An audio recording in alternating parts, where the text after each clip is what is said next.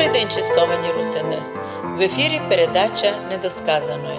З вами Олена Копенець-Барта і отець Димитрій. Добрий день! Добрий день, дай Боже, всім нашим братям і сестрам, русинам і русинкам. Тема нинішньої передачі – древнє православ'я русинов.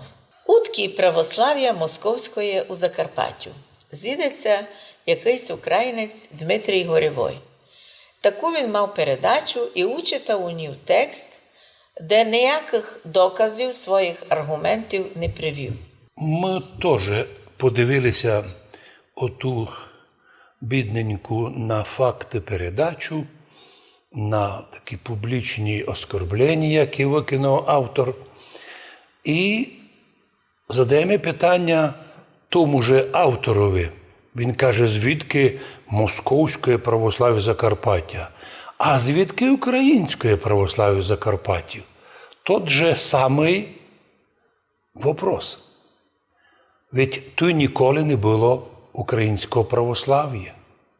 І навіть нині його втискують лише, як верблюда в ушко ігли чиновника і новопаритійці у вини православні.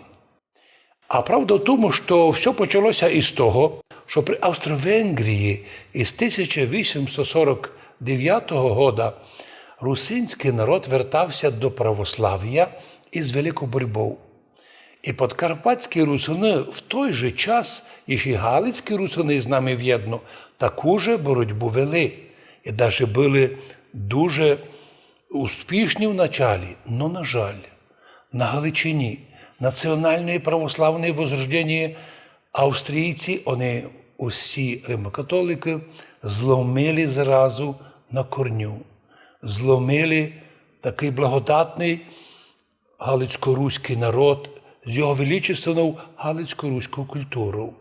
І з 1882 до уже розвалу Австро-Венгрії тот народ страшно пострадав, звісно, як і ми у Мадярщині. Ведь ті вивезли з Галичини вище 100 тисяч галицько-руської патріотичної інтелігенції, концлагеря Лергов і Терезін, наприклад, всіх учителів, священників, чиновників, митців і прочих людей, які були лицем, якби світочем великої галицької культури, галицького народу. Оце лишалися дома лише ті, хто мав або мовчав, або вже мусив прийняти нові приписи галицько-австрійської влади. В той час на Галичині вже запретили галицько-руський язик.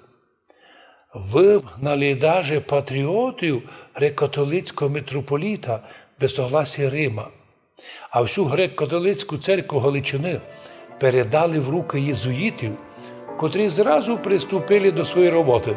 Міняли настоятелів соборів, храмів, монастирів, взяли срочно в свої руки книгопечатання і книгоіздательство.